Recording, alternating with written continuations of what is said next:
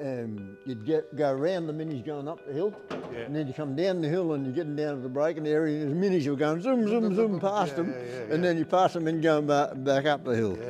And he's also just made a note that we're going very likely to see a new lap record in the Colin Bond, remaining part of the race.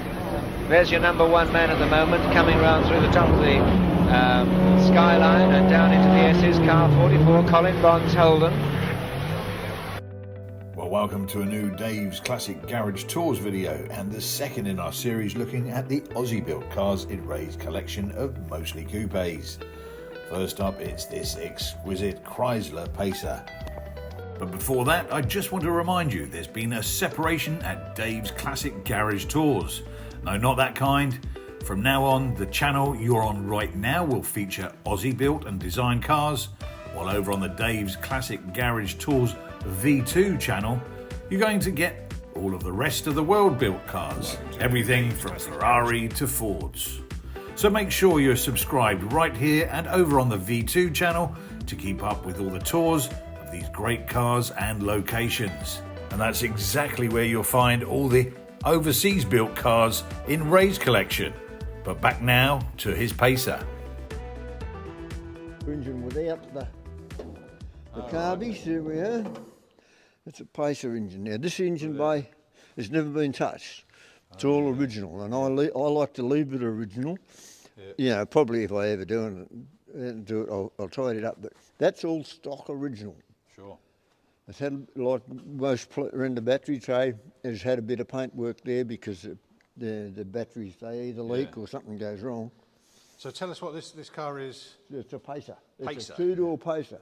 In America, it's a Dodge Dart. Okay. They came out from... It's decidedly bigger, isn't it? This, it's longer. Yeah, the longest car in the shed, except that green car down there. What sorry, what year is this one? This is 70. 70, okay. Now the cars come out from America assembled from the windscreen back. Yeah. Or the bodywork was, and Chrysler put the trim and that in it. But Chrysler put the front on it and the engine in it. Because that engine wasn't in America. It was originally designed in America as a truck engine. Oh yeah. So how come the Aussies took hold of it then? I don't know, they just wanted an engine. They had the slant 6 in the Valiants, and then this was an advancement from the slant 6, and they knew they could get good power out of it because it was designed for truck engines. This is very popular, the two-door. They made these in four-door. Yes, I see. And they never raced them in two-door. Right. They only raced the four-door cars. And I said to John Ellis, the racing manager at one time, why aren't you racing the two-door car? He said, they're too heavy. Really? Yeah, they're heavier than a four-door. Wow, that's a strange old thing. Yeah, where's all the extra weight? Eh? Where's all the extra weight? Well, they need to be stronger with a two-door car. Right. I don't know why, but anyway. And the overhang, look at the overhang on it. Didn't seem to worry him much in America, the Dodge Dart, but that's the way they came. Yeah. So they would have Very raced the popular two-door darts in America. Dodge Dart, yeah. Yeah. Wow, mate. Oh God, what a lovely. That's a great shape, isn't it? I love all the the various sort of contours and. Very popular, this model. Yeah. Even the four-door cars are popular, but the two-door cars they're commanding good money now. Yeah. Once upon a time, it had Valiant name on it. You know, nobody wanted them. You know. Right. In the early days. Right. Because the Italians and the Greeks come out here and they were, gee, they're a good buy, so they were buying up Valiants, and they started calling them wog boxes and things like that. Right. You know. Yeah. But it's all gone by the board now. Very great following. Yeah. The last car show at Wodonga in March this year, the Chrysler show, had almost 1,000 cars. Right. At one show at Wodonga. Yeah. Okay. So that's a decent sized show. Absolutely. I know Ford and Holden have more than that, but they've got a lot more population too. Sure. Yeah, well, they sold more and whatever, Okay, what have we got here? It's a HT Holden. This is the second model of the two-door cars that came out. 68 was the first HK Monaro. This is a HT. HK Monaro won Bathurst in 68, and HT Monaro won Bathurst in 69. Right, yeah. And so they beat out the Ford GT, yeah, and then the phase. This beat the phase 1, didn't it? yeah, I think so. Yeah. Well, the GT, the Monaro beat the GT. The GT beat one in '67. yes, The the Falcon, yeah, came out and beat it in '68. 68. And yeah. then they come out of the phase 1, but the Yeah, HT beat that's that. right.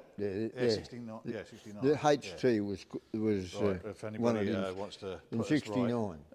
right, if anybody wants to put us right, that can be in the Yeah, comments. yeah. Yeah, well, it's Okay, so this definitely is- 69. I'm old enough that I was around. Right, you were around. Did you, I was so around did you, at the were you- time. Did you go attend many Bathurst? Never, back in the day? only went to Bathurst once and never go again. Oh, was it? Oh, the TV coverage is too good. Right, okay. You just know what's going on all the time because the commentators are telling you. Yeah, But yeah. if you're up there, you don't know nothing except what's coming over the speakers, and half the time you can't understand the them bloody anyway. tannoys back in those days weren't no good either, were they? I've been around Bathurst a couple of times, and gee, I can understand how they reckon it's exciting. Yeah, absolutely. What I always find funny is bloody all the minis going around with these bloody Yeah, I great know. things. Can you imagine? Yeah, but they're braking and the weight of them, you know, Yeah. they could brake. They brake right down to the last corner. Absolutely. And Yeah. Brian Reed used to drive. I know him well. I had his Charger here for quite a while. He's dead now. Right. But he said you'd go around the minis going up the hill, Yeah. and then you come down the hill and you're getting down to the braking area, and the minis were going zoom, zoom, zoom past them, and then you pass them and going back up the hill. Yeah. And he's also just made a note that we're going very likely to see a new lap record in the Here's Colin Bond, remaining part of the race.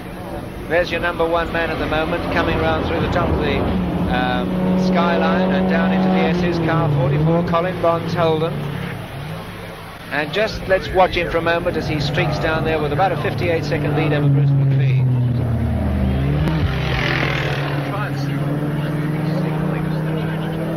He's certainly not pushing the car over much at any rate. He's certainly not taking off the way that Bruce took off as he left the pits here and surged into Hardy-Ferrero corner.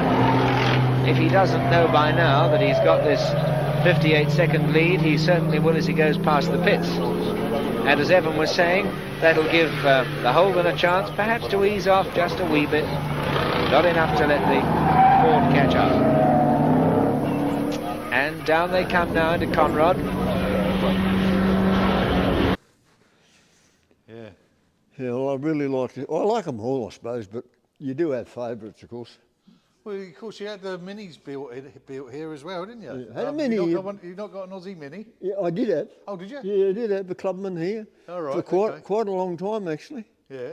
But I'll have to keep selling something to Keep- finance the process. Now, this shed, it's never made me any money. It cost me a lot of money. But we have open days for the Cancer Council. All right. And in the first place, we used to open when the hospital was on a funds drive. Yeah. And we opened the public. And have you heard of a guy named Jim Richards? Yes, of course, the driver. The Yeah, race car driver? Yeah. Yeah. Well, him and I are good friends. Right, all right, yeah. And he comes up every time we have an open day and he signs autographs. Him and Stephen. Right. And last time we had March last year, young Clay, Stephen's son, was up here. Uh-huh. And he's racing something now in a small car in one of the categories. I can't remember what it is. Yeah. Yeah, no, Jim Richards, crikey, he was well, he around before Brocky and all that lot, wasn't it? Yeah, well, he co-drove with Brokey. Yeah. Right, all right. 60, hang on, I can tell you exactly. 78, 79 and 80. They run it 3 years in a row. Yeah. Jim Richards and Peter Brock. Right. And Jim Richards is a hell of a nice bloke. Yeah. Get on really well, but he's not well at the minute. But Well, yeah, quite a few of those chaps back in the day, knocking on and it's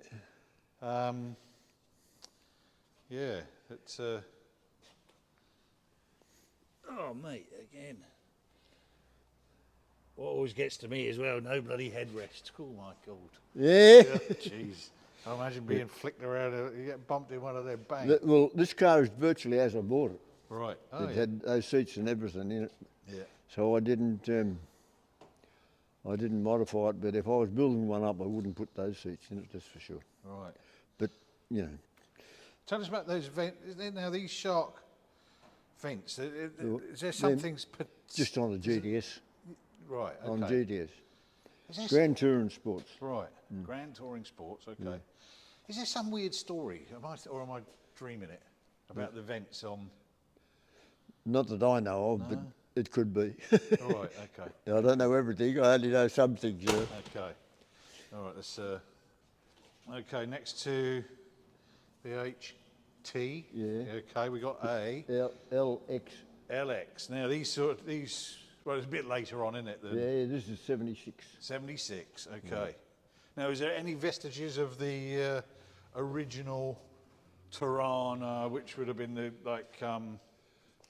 is this fully Australian designed at this point now? Yeah. Yes. The early Toranas like that were England. They call it an Opal or something. Now you can see the Viva at the end, can't you? Yeah. Yeah. That back end there is a Vauxhall Viva. Vauxhall Viva. Yeah. But by this time, this is Australian. This is just Australian design now. Yeah. This one Bathurst numerous times. This particular. This is an SS 308 4-speed hatch, and this is one step down from an A9X that was the full-on race car. Right. Yes. Yeah. Mechanically, they were very, very similar. Right. Wow. This car was like it. This when I bought it, it had been repainted, restored, and then repainted, but the stripe wasn't on it. So I got my guy to put the stripe on it. Was that from, is that in period, that stripe? Factory, eh? Right, the stripe was, yeah? Factory, yeah. I very rarely do any modifications that not factory. Weren't around at the time? Yeah. Yeah. No, this has got a teddy bear as co-driver. Oh, yeah? Look at that. That's a bit of me wife showing up, see? Uh-huh. Oh, Ted. All right, let me just stop this and put the... A quick little motor car. Yeah.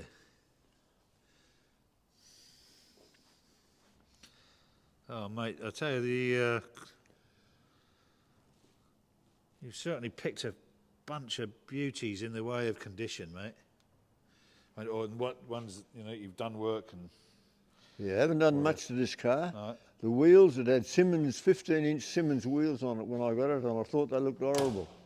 Right. And I rounded up the hot wires from somewhere like they had in the day. Yeah. And they sold the Simmons wheels. They sold really well. I must have sold them too cheap. Okay. Let me just hit the interior again on this one. Well, I've got the light on again. Everybody can imagine themselves at the wheel. Great stuff.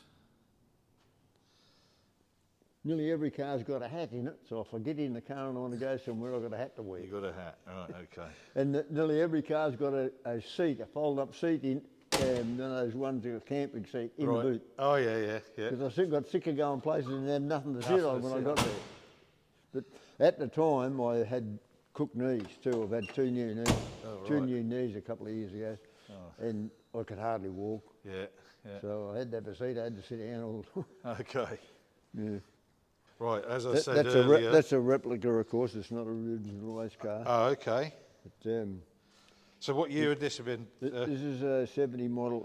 It's actually an LC, but it looks like an LJ. The guy had it before we changed the front on it.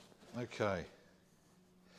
And this is year again? Actually, I bought it, 70.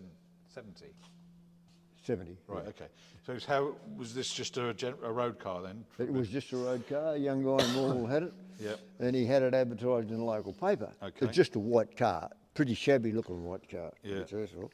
And he had it advertised in a local paper, and I rang him up and asked him about it. Anyway, I went and looked at it, and I said, I'll ring you back tomorrow, I'll think about it. Anyway, next day I rang back, and I made him an offer, and he said, no, he said, wouldn't take that for it. But he then, I said, righto. So a couple of days later, he rings up again, he said, you were going to ring me back. And I said, I rang you back. He said, no, you never. He said, never. And I said, I rang you back and told you I reckon it's worth half what you're asking for it. Oh, you must have spoke to me brother. He said, would you give me $2,000 for it? And I said, yeah, I'll give you $2,000 for it. He said, All right, can I get it today? This was a Saturday. And I had checked up what Vic Roads and that on it. So, yeah, I'll give it to you. So he turned up to get the car, he brought the car over. Yeah. And I said, oh, I don't know what I'm going to do with it. We had a shed around McMahon Street at the time, around in Head Street. And I parked it there and it sat there for about 2 years because I didn't know what to do with it. All right. And this come on me one day. I thought, oh, that'd be a good idea. So I done all this work. I done the paint work and my signwriter done the signs on it.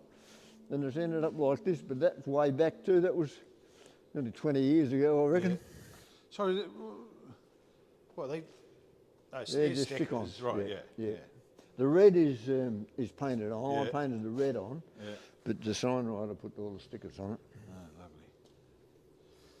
It's amazing. It just freaks me out to think, what I know is a Vauxhall Viva had a 1.3 engine in it, and then you guys are all sticking bloody great V8s. Yeah, well, this isn't got a V8 in it. This is a 202 6-cylinder Holden engine, cylinders, even Australian engine. I mean, you can see the length there. It's got a length in it, the front. And the beauty of the Holden engine compared to the Valiant engine was that you could rev them. Right. You could rev them over 7,000 or up to 7,000 revs. And a Valiant doesn't charge you like those 6-cylinder engines don't like going over 6. Right. Okay. And then they've got to be balanced and made that you're going to drive them that fast. Yeah. This car didn't have the carbies on it. I rounded up that from a set of carbies from somewhere, but the original Strombergs. Uh-huh. The old Rambo, good old Aussie brand, eh? The covers. It's a proper little rocket ship, this thing. Yeah. Did you have, if it was a road, you'd have to do much to the underneath to handle that power, new power? No, the engine was in it. Oh, right. Yeah, it was originally a 6-cylinder car. Okay. But it didn't have a 202 in it. I think it come with a 179 or something like that. I can't remember. I don't know what it was, but that 202 was in it. All right, let me just cut and get some light on.